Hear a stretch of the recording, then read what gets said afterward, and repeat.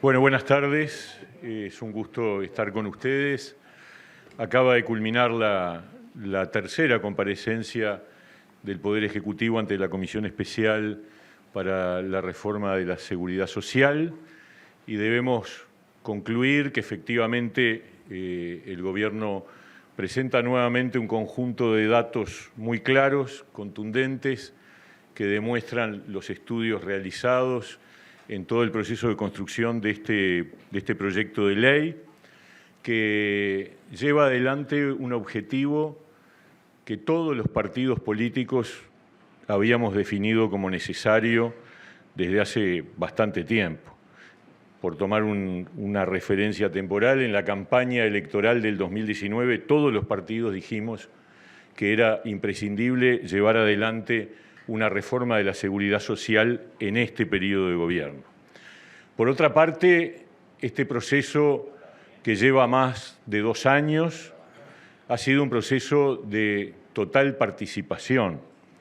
Por la comisión de expertos transitaron más de 80 delegaciones de todo tipo, de organizaciones sociales, de centros de estudio, de universidades, de organizaciones no gubernamentales, y fueron escuchados e incorporados los aportes, las opiniones y los planteos y las demandas que surgieron del conjunto de la sociedad, y además fue una comisión integrada por todos los partidos políticos y por los actores sociales, representantes de los trabajadores, de los empleadores y de los jubilados.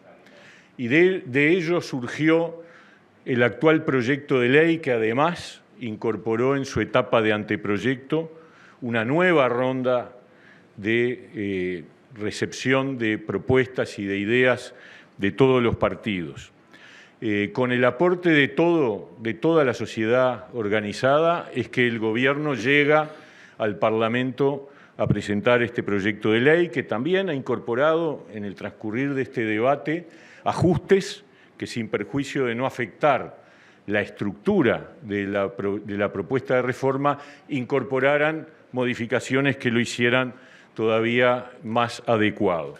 Es un proyecto que promueve la equidad, la sostenibilidad del sistema previsional, pero además con un componente de equidad. Nos importa el equilibrio entre lo que de alguna forma es un proyecto de ley que, una vez instalada la reforma y funcionando, logre equilibrar la trayectoria del déficit del sistema previsional.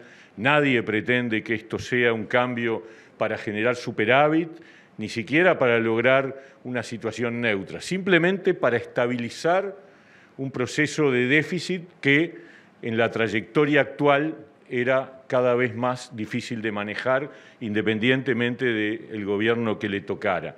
Pero a su vez también en el proyecto incorporamos componentes de equidad.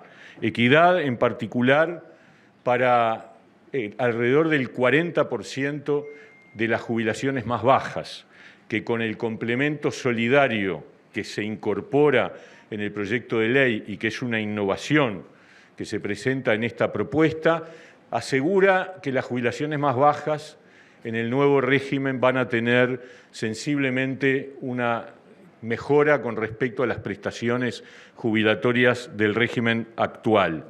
Y en segundo lugar, la equidad también va en la línea de que vamos a un régimen único de convergencia, no de un día para el otro, porque tampoco la idea es que este proceso sea un proceso de transformación gradual. Nos permite la situación poder ir en una lógica gradual, pero llegar a un nivel en donde de alguna forma los aportes que hacen los uruguayos, como ha dicho reiteradamente el doctor Saldain, a un sistema de seguridad social, sea uno, sea otro, tengan equidad en lo que luego represente a la hora de cobrar los haberes jubilatorios. Es una reforma que no abarca a las personas mayores de 50 años.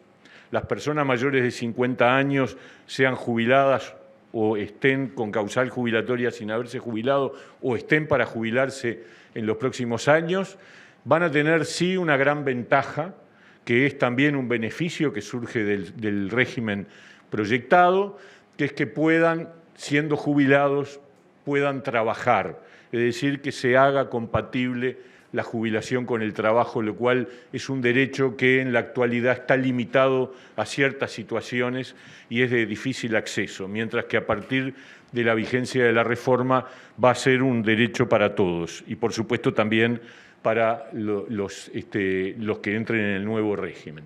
Y es un régimen, además, en donde cada peso aportado cuenta para el cálculo jubilatorio final, cosa que tampoco existe en la actualidad, donde de pronto cuando una persona aporta más de una caja, no puede sumar los aportes generados en las distintas cajas.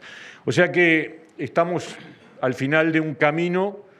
Estos días en la Comisión Especial del Senado comenzará la consideración del articulado y obviamente confiamos en que pueda transitar por el camino parlamentario y que podamos decir a la brevedad posible que el Uruguay ha dado un paso de madurez y de responsabilidad para garantizarle un mejor sistema jubilatorio a las nuevas generaciones y garantizar los derechos de todos los uruguayos.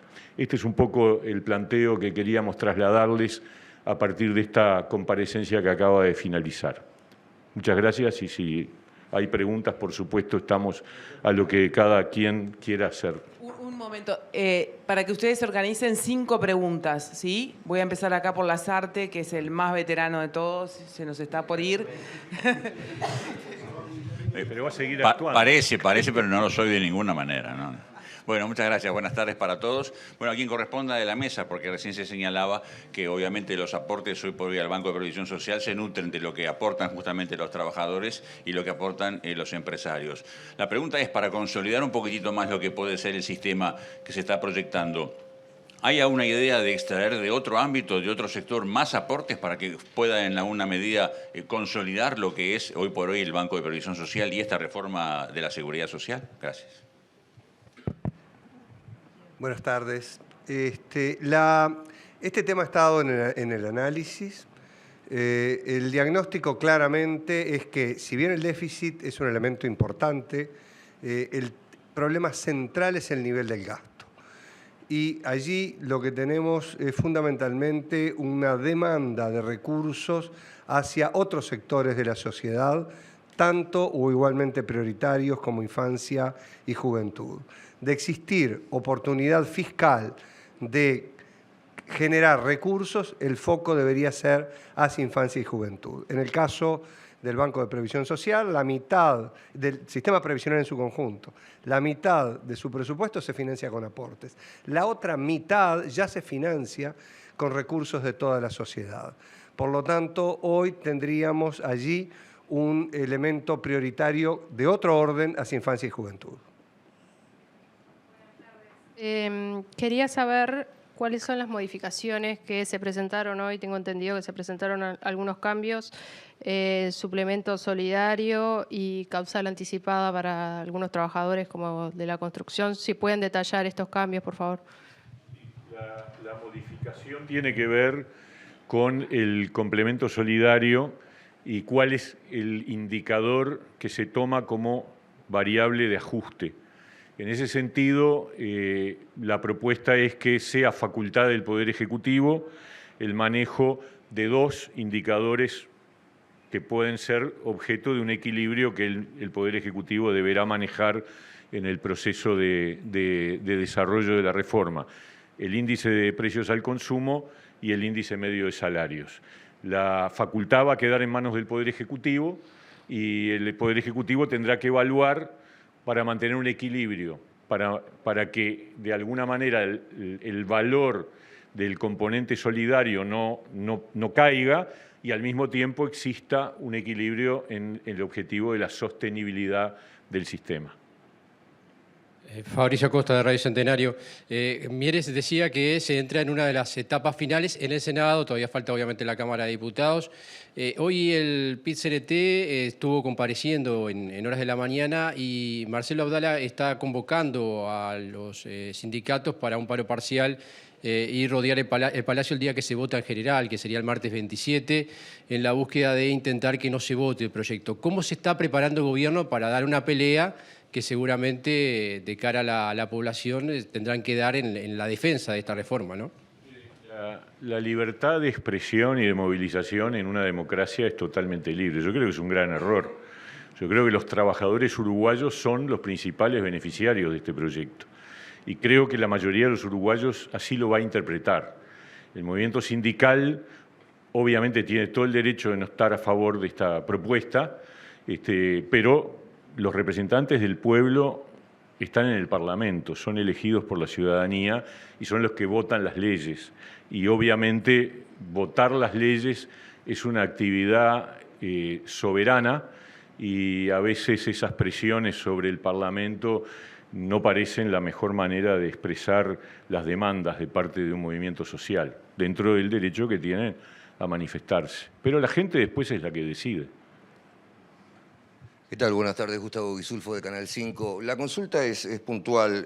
Se afirma que la jubilación promedio va a crecer entre un 18 y un 20% con esta reforma. ¿En qué se argumenta justamente esto? Bueno, esos son los resultados de los estudios que se presentaron ya hace varias semanas y efectivamente el diseño del sistema implica para los deciles más bajos de ingreso claramente el suplemento solidario, que es muy superior al nivel mínimo que tienen actuales las jubilaciones, y en el otro extremo, claramente, 5 años más de aporte, 5 años más de rentabilidad, 5 años menos para distribuir el saldo acumulado en las cuentas, solo puede dar un resultado, que es en definitiva un beneficio de mayor cuantía.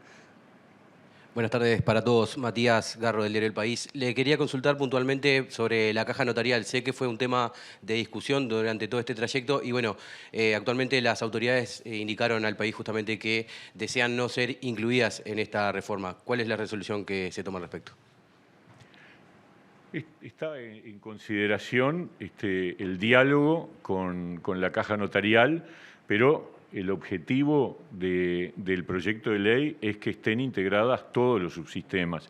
Esto es un concepto de fondo. Es decir, la idea de equidad implica la convergencia de todos los subsistemas previsionales. La caja notarial tiene una situación con respecto a al resto de las cajas paraestatales mejor desde el punto de vista de su realidad económica, pero ese no es el único criterio, ni mucho menos. El criterio es que tengamos una convergencia para que todos los trabajadores uruguayos y los jubilados y pensionistas uruguayos tengan reglas de juego generales.